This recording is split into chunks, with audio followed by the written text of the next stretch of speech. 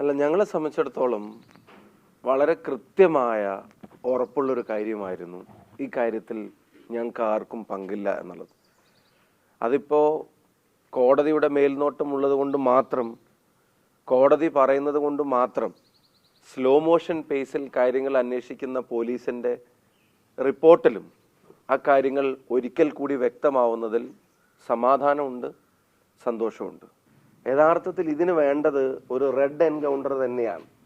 എന്ന് വെച്ചാൽ തെരഞ്ഞെടുപ്പ് ജയിക്കാൻ വേണ്ടി ഏതറ്റം വരെയും പോകാൻ ഇത്തരം കാര്യങ്ങൾ ഉപയോഗിക്കുമ്പോൾ അതറിയാതെ അതിൽ പെട്ടുപോകുന്ന സാധാരണ CPM പ്രവർത്തകൻ അവൻ എഴുന്നേറ്റ് നിന്ന് ഇനിയെങ്കിലും നേതൃത്വത്തോടും ഇതെടുത്ത് ഉപയോഗിച്ചവരോടും ചോദ്യം ചെയ്യാൻ തയ്യാറാവണം.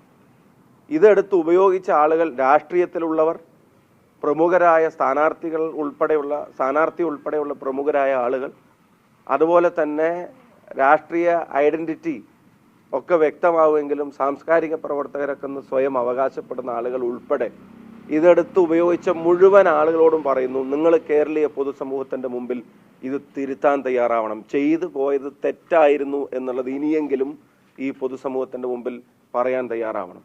അതുകൊണ്ടാണ് ഞാൻ പറഞ്ഞതിന് വേണ്ടത് റെഡ് എൻകൗണ്ടർ തന്നെയാണെന്ന് വെച്ചാൽ CPM പ്രവർത്തകർ തന്നെ എഴുന്നേറ്റ് നിന്ന് ഇതിനെ എതിർക്കാൻ തുടങ്ങണം. ഒരു തെരഞ്ഞെടുപ്പ് നിങ്ങൾ ഉദ്ദേശിച്ചതുപോലെയല്ല, അത് വാശിയേറിയ തെരഞ്ഞെടുപ്പാണെന്ന് നിങ്ങൾ വിചാരിച്ചിടത്തുനിന്ന് പരാജയപ്പെടുമെന്നൊരു ഘട്ടം വന്നപ്പോൾ എന്തൊക്കെയാണ് ഞങ്ങൾക്കെതിരെ പറഞ്ഞ് എന്നുള്ളത് ആരും മറന്നിട്ടില്ല. അതുകൊണ്ട് എനിക്കിങ്ങനെ അത്യാഹ്ലാദമോ അല്ലെങ്കിൽ ഇതിൻ്റെ പേരിൽ ആഘോഷമൊന്നുമില്ല. കാരണം ഞങ്ങൾക്കിത് നേരത്തെ അറിയാവുന്നതാണ്, ഞങ്ങൾ നേരത്തെ പറഞ്ഞതാണ്. സന്തോഷം ഇതൊക്കെ പുറത്തു വരുന്നതിന് മുമ്പ് തന്നെ വടകരയിലെ ജനങ്ങൾ അത് മനസ്സിലാക്കി എന്നുള്ളതാണ്. അവരോടുള്ള നന്ദി ഒരിക്കൽ കൂടി അറിയിക്കുകയാണ്.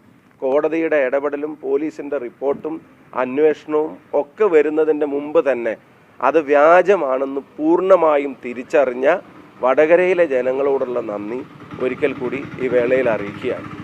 ഈ മുഖമില്ലാത്ത പലരുടെയും മുഖം തെളിഞ്ഞു തുടങ്ങുന്നത് നല്ല ലക്ഷണമാണ്. അല്ല, പോരാളിമാരുടെയൊക്കെ പേര് വിവരങ്ങളൊക്കെ വന്നു തുടങ്ങുന്നത് നല്ല ലക്ഷണമായിട്ട് തന്നെയാണ് ഞാൻ കാണുന്നത്. പക്ഷെ അതിനകത്ത് ഒരു കാര്യം കൂടി എനിക്ക് പറയാനുണ്ട്. ഇപ്പോൾ അവരെ പാർട്ടിയെ തകർക്കാനുള്ള ആളുകളൊക്കെ ആയിട്ട് പലരും ചിത്രീകരിക്കുന്നുണ്ട്. പക്ഷെ അങ്ങനെ ഇവർക്ക് ഒട്ടും ക്രെഡിബിലിറ്റി ഇല്ലാത്ത പാർട്ടിയെ തകർക്കാൻ വേണ്ടിയുള്ള ആളുകളായിരുന്നെങ്കിൽ അതിൽ വരുന്ന സാധനങ്ങളൊക്കെ ഇങ്ങനെ എടുത്ത് ഉപയോഗിച്ച് തെരഞ്ഞെടുപ്പ് സമയത്ത് ആവശ്യാനുസരണം എതിർ സ്ഥാനാർത്ഥിയെ തോൽപ്പിക്കാനും വർഗീയമായി ആക്ഷേപിക്കാനും ഒക്കെ ഉപയോഗിക്കാൻ ശ്രമിച്ചതിന് അവരാദ്യം തിരുത്തട്ടെ. എന്നിട്ടാണല്ലോ, മുഖം ഇല്ലാത്ത ആളുകളായതുകൊണ്ടായിരുന്നല്ലോ ഇത്രയും ദിവസം തള്ളി പറഞ്ഞിരുന്നു. ഇപ്പം മുഖമുള്ള ആളുകളെ സംബന്ധിച്ച് അന്വേഷിക്കുമ്പോൾ ചില കാര്യങ്ങളൊക്കെ പുറത്തു വരുന്നുണ്ട്. സജീവ അടിമുടി CPM പ്രവർത്തകരാണെന്നുള്ള എല്ലാ വിവരങ്ങളും വരുന്നുണ്ട്. അടിമുടി CPM പ്രവർത്തകർ ഇപ്പൊ അടുത്ത കാലത്ത് നടന്ന സംഭവവികാസങ്ങൾ ഉൾപ്പെടെ CPM-ന് വേണ്ടി നിരന്തരം പ്രതികരിക്കുന്ന ആളുകൾ, ഇപ്പൊ ചിലരൊക്കെ പ്രൊഫൈലൊക്കെ ലോക്ക് ചെയ്ത് വെച്ചിട്ടുണ്ട് എന്നുള്ള വിവരമൊക്കെ കിട്ടിയിട്ടുണ്ട്. പക്ഷെ അത് ലോക്ക് ചെയ്യുന്നതിന്റെ മുമ്പുള്ള വിവരങ്ങൾ ചില ആളുകൾ തേടി പോയപ്പോ അതിന്റെ പിന്നിൽ കാണുന്നതൊക്കെ ഫുൾ ടൈമർ എന്ന് പറയാവുന്ന തരത്തിലുള്ള CPM പ്രചരണങ്ങളാണ്. ഇപ്പൊ റിവേഷ് എന്ന് പറയുന്ന ഒരാളെ സംബന്ധിച്ച് അത് ആരാ ഉണ്ടാക്കിയെന്ന് പറയാൻ പ്രയാസമാണെന്നാണ് പിന്നെ പറയുന്നത്. പോലീസ് എന്തൊരു സോഫ്റ്റ് ആണെന്ന് നിങ്ങൾ ആലോചിച്ച് നോക്കണം. ഇത് വേറെ ഏതെങ്കിലും പാർട്ടിയിലെ ആളുകളായിരുന്നെങ്കിൽ ഇങ്ങനെയാണോ പോലീസ് ഇതിനെ കൈകാര്യം ചെയ്യുക? അപ്പൊ കോടതിയുടെ ആവശ്യം വരില്ലായിരുന്നു, അപ്പൊ കോടതിയുടെ ഫോളോ അപ്പും ആവശ്യം വരില്ലായിരുന്നു. മണിക്കൂറുകൾക്കകം തന്നെ നടപടിയെടുക്കാനും കേസെടുക്കാനും ഒക്കെ അത്യുത്സാഹത്തോടെ ഇറങ്ങുമായിരുന്ന പോലീസ് ഇക്കാര്യത്തിൽ സ്ലോ മോഷനിലാണ്. അതിന്റെ കാരണം എന്താ? ഇത് ചെന്ന് നിൽക്കുന്നത് ആരിലേക്കാണെന്ന് പോലീസിന് കൃത്യമായിട്ട് അറിയാവുന്നതുകൊണ്ടാണ്. ഇനി ഞാൻ വേറെ കാര്യം ചോദിച്ചോട്ടെ, ഇവരൊക്കെ സാക്ഷികളായിട്ട് ചോദ്യം ചെയ്തു, എന്താ ഇവർക്കെതിരെ ഒന്നും കേസെടുക്കാത്തത്? ഇത് വ്യാജമായ സ്ക്രീൻഷോട്ട് പ്രചരിപ്പിച്ചതിന് കേസെടുക്കപ്പെടേണ്ട ആളുകളല്ലേ ഇവര്? എന്തുകൊണ്ട് പോലീസ് കേസെടുക്കാൻ മടിക്കുന്നു? അതിനെതിരെ നിയമപരമായിട്ട് മുന്നോട്ട് പോകും. ഇനി ഇത് വ്യാജമാണെന്ന് ഇപ്പൊ എല്ലായിടത്തും തെളിഞ്ഞു.